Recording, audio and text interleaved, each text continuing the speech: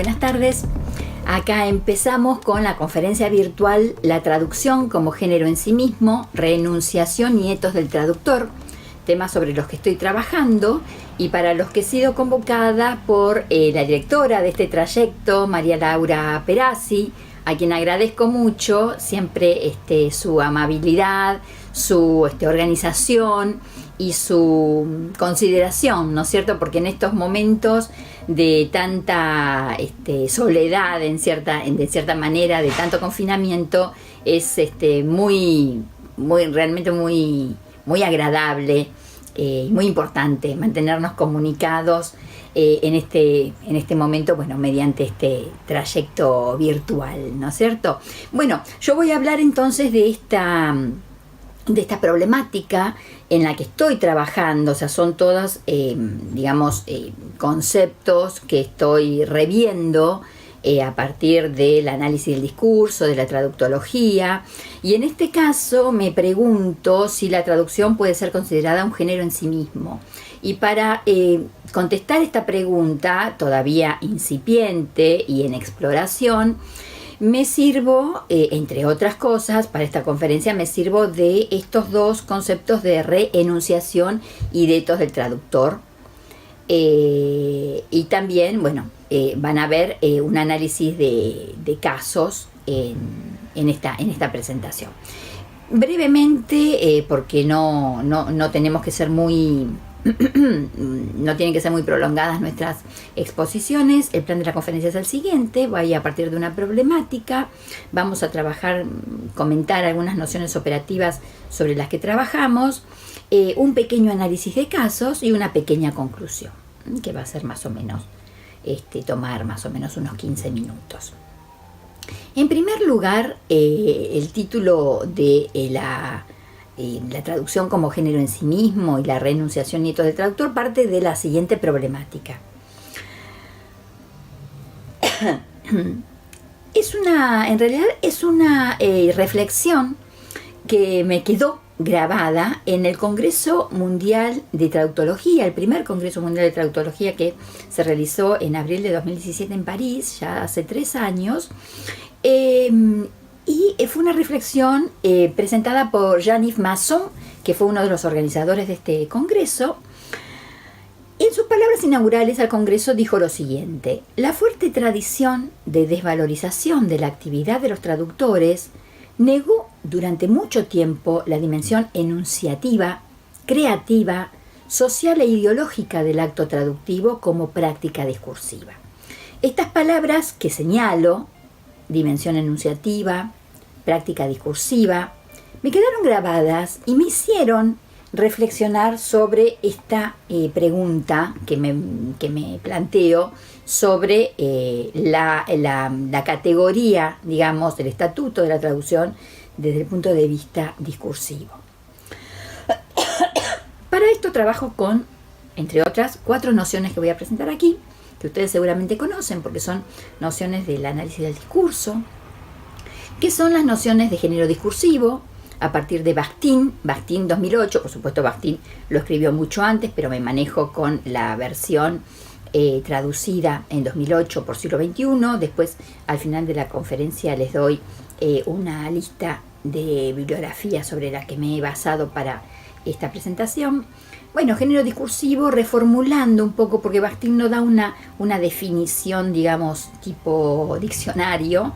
Él va y viene con la definición, pero reformulando y tratando de sintetizar lo que dice Bakhtin, habla de el género discursivo como enunciados estables, elaborados por cada esfera del uso de la lengua, de combinaciones reconocibles y propiedades textuales que persiguen una meta cultural determinada. Por supuesto que hay aquí nociones que son muy amplias, como lo de metacultural, como lo de uso de la lengua, pero bueno, no me voy a detener en esta definición de género discursivo, porque todos la conocemos, la hemos trabajado en algún momento, aunque sí recordemos que la noción de género discursivo tiene, digamos, 4 cuestiones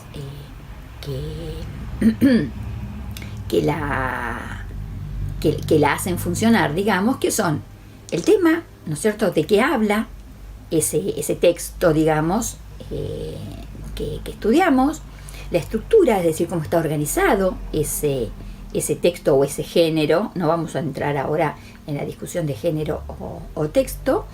El estilo, es decir, qué recursos lingüísticos utiliza el hablante para presentar el tema del que habla. Y finalmente, disculpen, pero ando muy mal de la voz. Y finalmente la función, es decir, para qué se habla y para quién se habla. Por supuesto que esto de para quién se habla pasa por la oralidad, pero también pasa por lo escrito, ¿no es cierto? Habla en un sentido general. Bueno, esto entonces, en cuanto a las características que tiene todo género discursivo,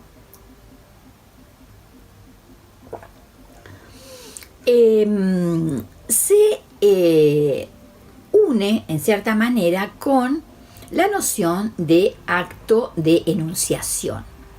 Es decir, para nuestro caso partimos de la enunciación como acto, ¿no es cierto?, como acto original, digamos, que en este caso sería la enunciación del texto por ser traducido, y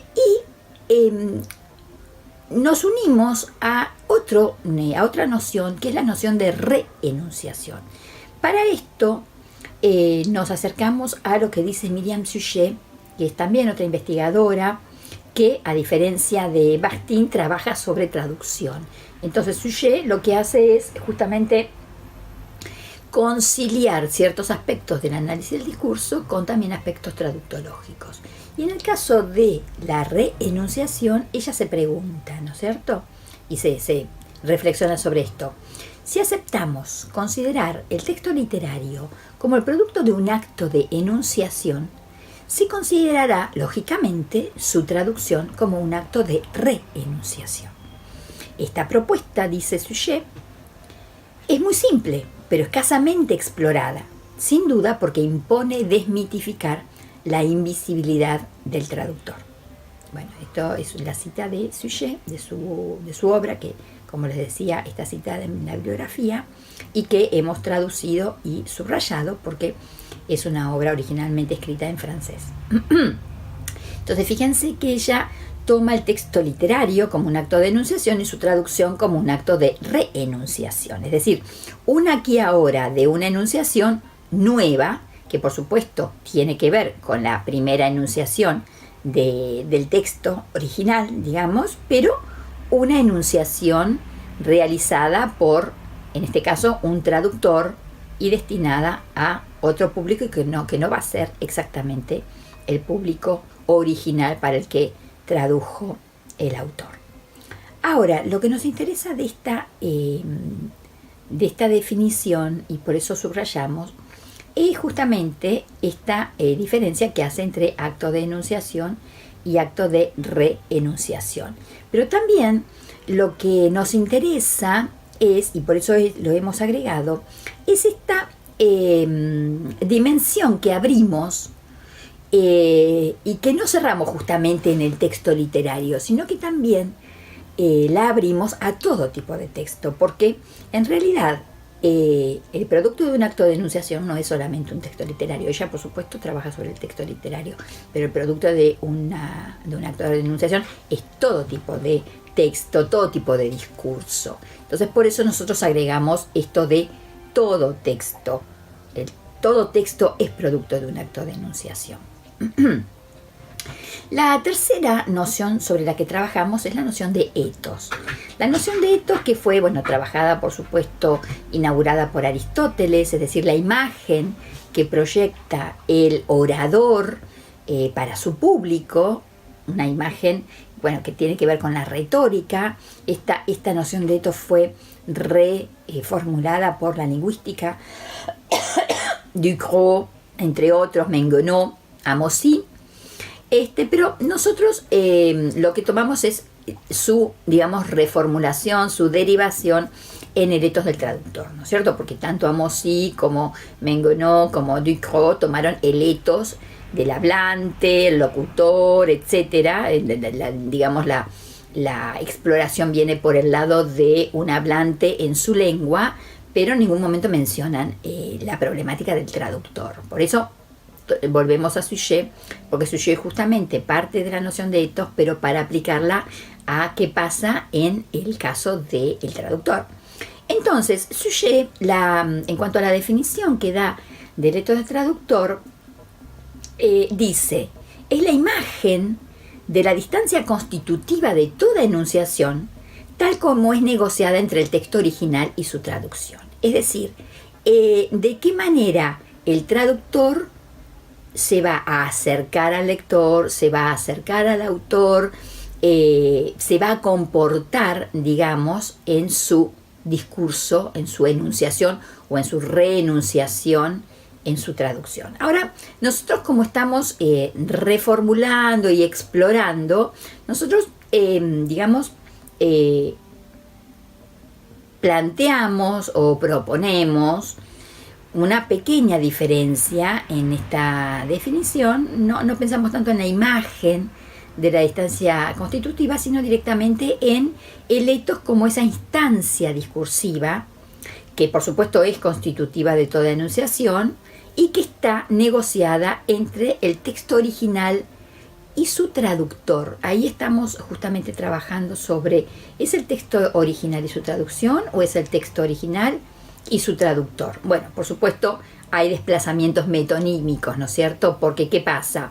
Nosotros podemos hablar de acto de enunciación, podemos hablar de ethos del traductor, podemos hablar de ethos del hablante, pero en definitiva todo eso se explora, se constata, se documenta, se analiza finalmente en la materialidad del texto. Entonces, bueno, cuando habla de traducción, metonímicamente está hablando de el traductor. Esta definición es la que estamos trabajando, pero es una definición propia y está en estudio todavía. La cuarta noción operativa con la que trabajamos es la noción de culturema. Fíjense que cuando habla Bastín de género discursivo, nombra esto de los enunciados que persiguen una meta cultural determinada.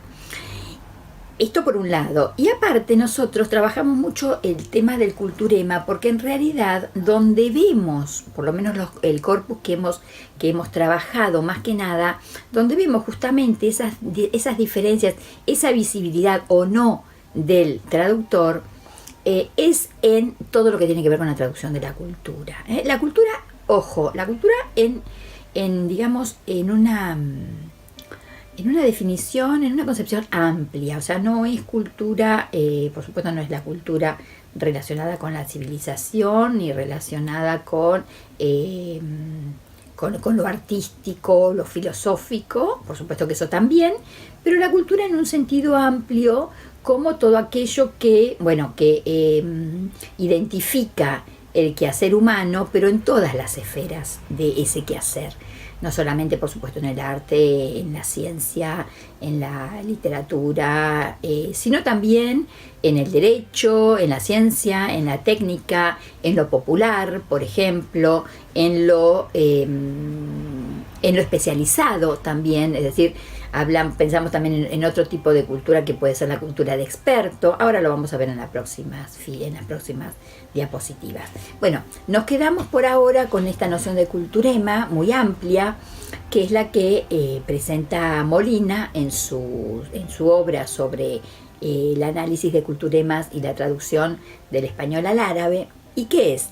Esta, ¿no es cierto?, un elemento verbal o paraverbal que posee una carga cultural específica en una cultura y que al entrar en contacto con otra cultura a través de la traducción puede provocar un problema de índole cultural entre los textos origen y meta. Bueno, como verán, es una definición un poco tautológica que da mucho vueltas en cultural, ¿no es cierto? O sea, en la misma definición está la palabra cultura, pero bueno, por lo pronto esta es la definición que retenemos para nuestros análisis, nuestras investigaciones. Esto entonces en cuanto a las 4 nociones con las que trabajamos y presentamos en esta conferencia. Ahora, ¿dónde aparece ese ethos del traductor, esa instancia discursiva que juega, que se aleja, que se acerca al lector, al autor?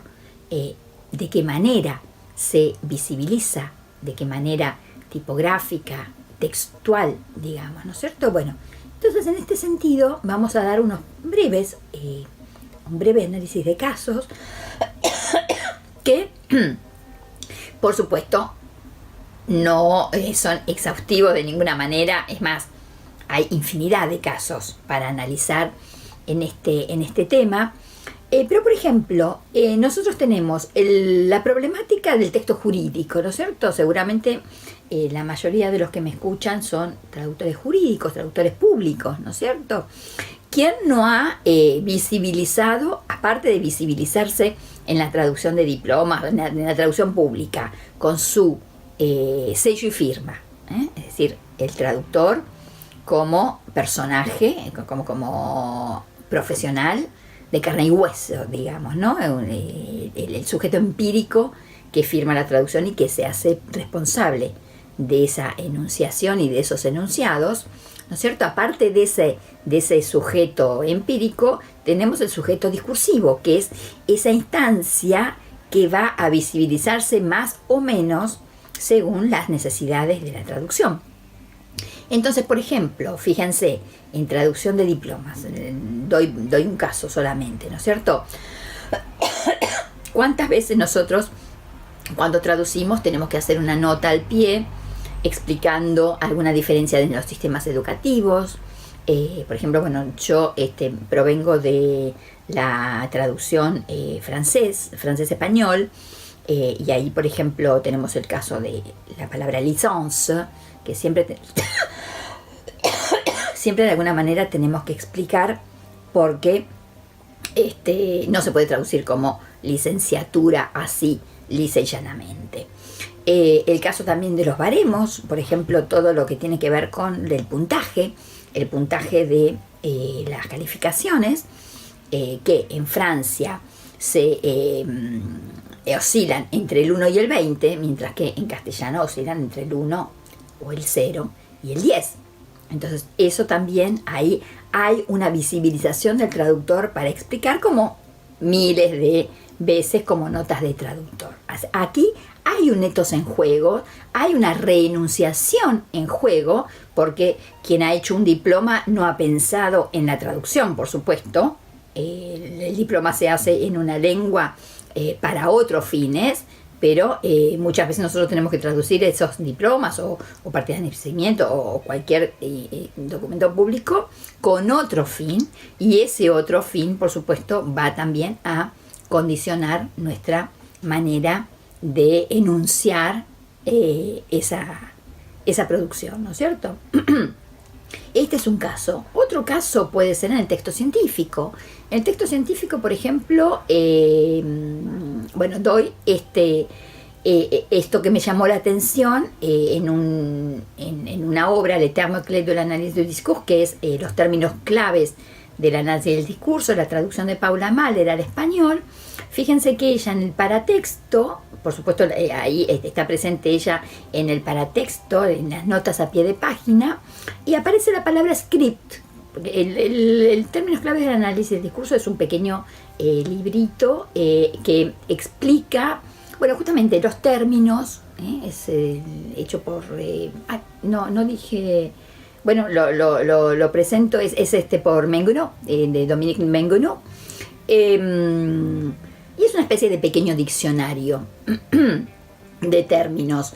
Bueno, en el término script, en francés, la traductora elige una nota a pie de página diciendo la palabra es de origen inglés y su traducción es guión, pero se utiliza en esta lengua en todos los textos especializados. Fíjense que aquí hay una entrada, una presencia de la traductora haciendo esta salvedad, haciendo esta explicación, y aquí nosotros pensamos que también es un hecho cultural, pero no cultural, digamos, de diferencia entre lo que puede ser la cultura francesa y la cultura española, o la cultura argentina, etcétera, sino esa diferencia que hay entre una cultura de experto o una cultura, como Ortega Orjonilla llama en 2002, la cultura elitista, y una cultura, digamos, más estándar, ¿no es cierto? Es decir, aquí tenemos esa cultura de experto que la traductora tiene en cuenta para explicar por qué esa palabra script ha sido dejada como un préstamo del inglés, ¿no es cierto? Entonces fíjense esto de se utiliza en esta lengua en todos los textos especializados. Entonces aquí también hay bastante para estudiar, para analizar de la presencia del traductor, en este caso de la traductora, y qué distancia, qué instancia discursiva toma en cuenta, asume para la traducción de esta obra. Bueno, esto hay mucho para decir, pero esto es solamente un caso. El otro caso que les quiero comentar es ya un caso de texto literario. Bueno, por supuesto, en los textos literarios siempre parecería que hay más riqueza, porque quizás hay más matices, están los matices de la intención, de la ironía, de lo implícito, muchos más matices que quizás no entran tanto en otro tipo de textos. Y en este caso, lo que me llamó la atención fue comparando la versión de Rayuela entre el español y el francés, es decir, el original Rayuela de Cortázar en el 63 y su versión en el 66, ver de qué manera la traductora asume ese ethos, esa instancia discursiva que la convoca en la traducción, ¿no es cierto? Bueno, por ejemplo, ella asume que la palabra porteño, en la nota a pie de página de la página 22 de la versión traducida, ella asume que la palabra porteño, traducción de porteño, no va a ser comprendida por el lector. Entonces lo que hace es marcarla en nota a pie y agregar habitant de Buenos Aires, habitante de Buenos Aires. Es decir, fíjense que hay una especie de ethos pedagógico en el que la traductora asume que esa palabra no va a ser comprendida y la explica. Un caso parecido en la página 23, cuando en una nota a pie de página explica quién fue Tupac Amaru. Chef inca écartelé et dépecé par les españoles. O sea, caudillo inca descuartizado y desmembrado por los españoles. Fíjense que aquí ella tiene noción de que esa diferencia cultural va a ser muy notoria, que un lector francés no va a entender, y que entonces está en ella, en la traductora, explicar en nota a pie de página quién fue Tupac Amaru. Pero esa entrada, esa visibilización que tiene la traductora no se condice con otras entradas, con otras instancias discursivas que asume en su traducción. Así, por ejemplo, en el ejemplo 4, vemos que se visibiliza su instancia discursiva ya no con una nota a pie de página, sino con la utilización de comillas. Esas comillas, las comillas que desde el punto de vista discursivo son como islotes, ¿no es cierto? Dentro de la territorialidad del texto, la comilla destaca, ¿no es cierto? Como pueden ser las cursivas también, destaca y aísla, al mismo tiempo que destaca, aísla la expresión o la palabra de qué se trata, ¿no es cierto? Fíjense en este ejemplo, el empleo de comillas, por ejemplo, en la versión original decía, para colmo, tenía ganas de matear y se le había acabado la yerba, es decir, le quedaba yerba para medio mate, con clavos derechos y yerba la siesta sería más tolerable. Bueno, es un momento de dos personajes de Rayuela que la traductora va a traducir como sans compter qu'il avait envie de se taper un maté, bueno, la expresión se taper un maté para matear, et qu'il n'avait plus d'herbe. Y la la palabra herbe va a aparecer entre comillas. Nos preguntamos, bueno, ¿por qué tuvo esa necesidad la traductora de manejar las comillas para su traducción, ¿no es cierto? Bueno, eso ya sería cuestión de preguntarle a la traductora empírica, ¿no es cierto? Pero evidentemente la palabra yerba, la palabra herbe, se destacó como un culturema también dentro de esta traducción. Fíjense también que hay otros casos. Bueno, el caso de cursivas está en este ejemplo 5, pero no solamente en este ejemplo 5 hay cursivas, sino también instancias discursivas que, bueno, hacen pensar en también el bagaje de conocimientos, la intención, el etos, digamos, en cuanto a esa distancia que la traductora va a manejar entre el original y su traducción. Y fíjense, en el texto decía, en la parrilla, Oliveira es uno de los personajes de la novela, empezó a tomar vino y a comer chorizos y chinchulines. Para nosotros, por supuesto, es todo muy familiar. Le hizo un resumen de la situación política y deportiva del país, deteniéndose especialmente en la grandeza y decadencia de Pascualito Pérez. Oliveira dijo que en París se había cruzado con Fangio y que el chueco parecía dormido. Bueno, fíjense la versión al francés. Traduciendo, une fois au bistrot, Oliveira se mit à boire du vin rouge et à manger du chorizo, ou chorizo, et des chinchulines, chinchulines sería en francés, autrement dit des trèpes en tresse. O sea, fíjense que la traductora aquí interviene en el texto, en la traducción, primero con la cursiva en la palabra chinchulines, o sea, un culturema que destaca respecto del lector francés, pero a su vez, ese chinchulines, evidentemente ella tiene la idea de que esa palabra chinchulines el lector francés no la va a entender, y aparece una amplificación. Autrement dit, des tripes en tres, es decir, ahí, si nosotros tenemos que hacer una retraducción, digamos, o una retrotraducción del francés al español, diríamos chorizos y chinchulines, dicho de otra manera, tripas en trenza. Es decir, está explicando la palabra chinchulines para el lector francés. Al mismo tiempo, en la misma frase, aparece el personaje que existió, Pascualito Pérez, que fue un boxeador, pero fíjense que en el original Pascualito Pérez no está, no se sabe quién es. O sea, lo sabe el que lo lee. No sé si lo sabrán todos aquí en Argentina, porque esto es una obra de hace ya más de 50 años. Pero fíjense que aquí aparece la explicación, o sea, aparece la amplificación de la palabra Pascualito, del personaje Pascualito Pérez, con la palabra boxeur, o sea, boxeador. La traductora agrega la palabra boxeador, mientras que cuando habla de Fangio, dice Oliveira dit qu'à Paris il avait rencontré Fangio et qu'il lui avait trouvé l'air abruti.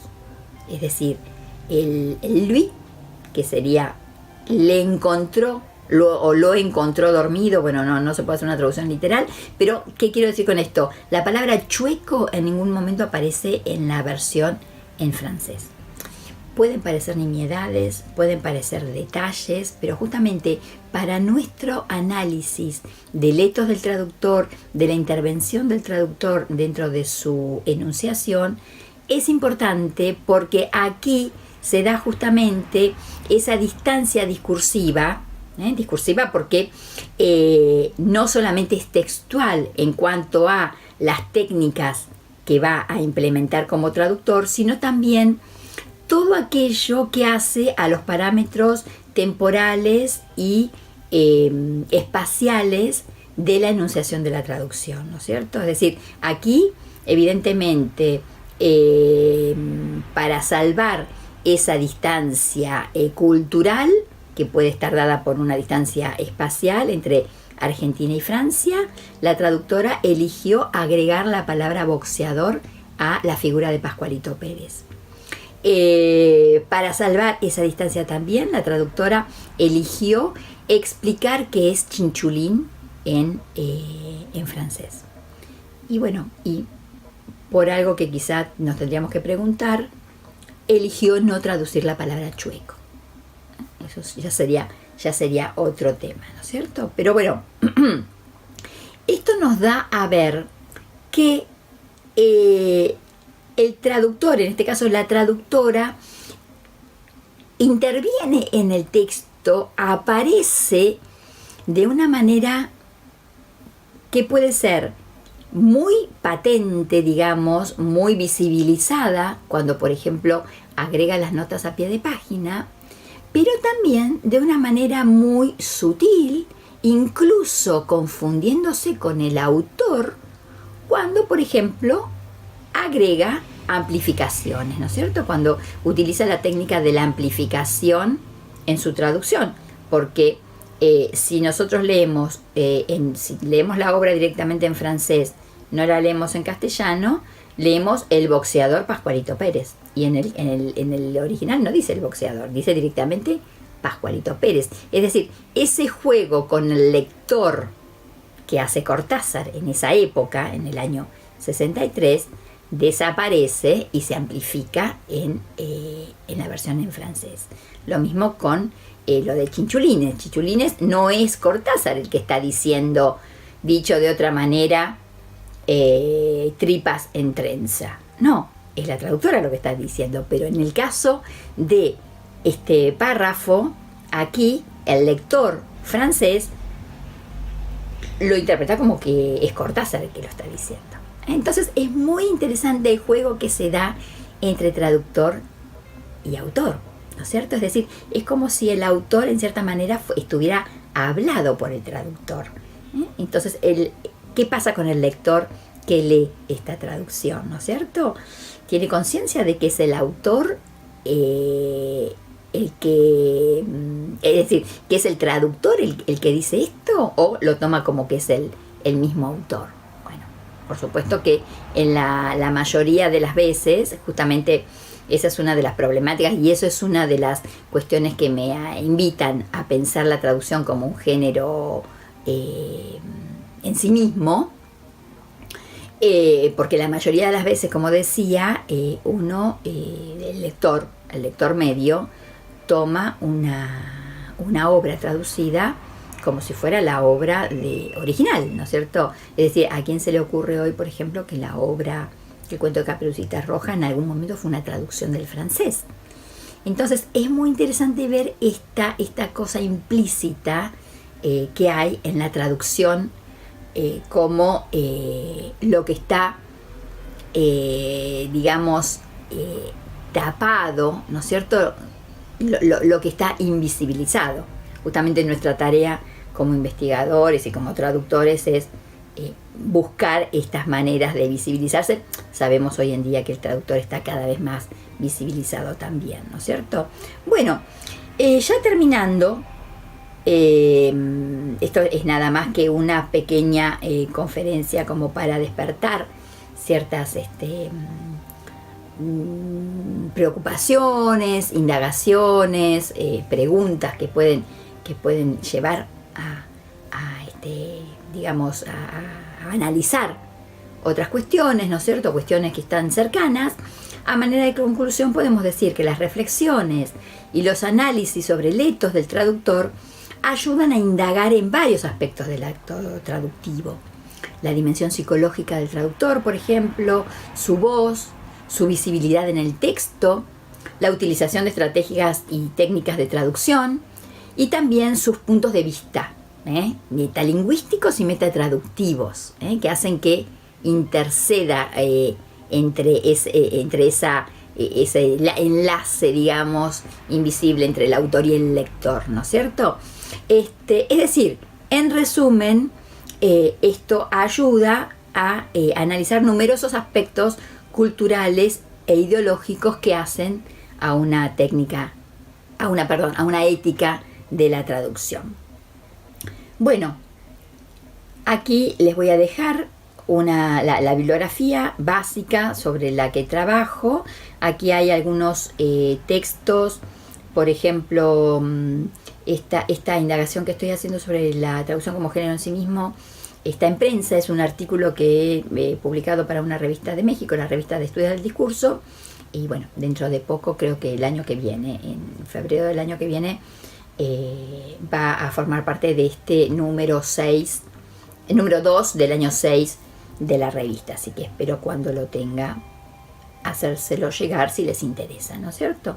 Y después también algo parecido en cuanto a los desafíos traductológicos, pero ya en los textos jurídicos, que también está en prensa, y bueno, esperemos que salga en lo que falta de este año. Y después otra bibliografía, alguna de la cual está disponible en internet. Así que bueno, muchas gracias por su atención, les dejo el mail y bueno, espero verlos en alguna instancia presencial dentro de poco, no sé si este año o el año que viene, y será una oportunidad para seguir comentando, discutiendo, analizando, intercambiando ideas sobre el acto traductivo, la traducción, el problema de la cultura en la traducción, que bueno, que nos convoca y que nos apasiona en realidad investigar. Así que bueno, que sigan bien, espero que se cuiden mucho. Muchas gracias, Laura, por esta oportunidad de intervenir en este trayecto y bueno, espero verlos pronto. Hasta luego.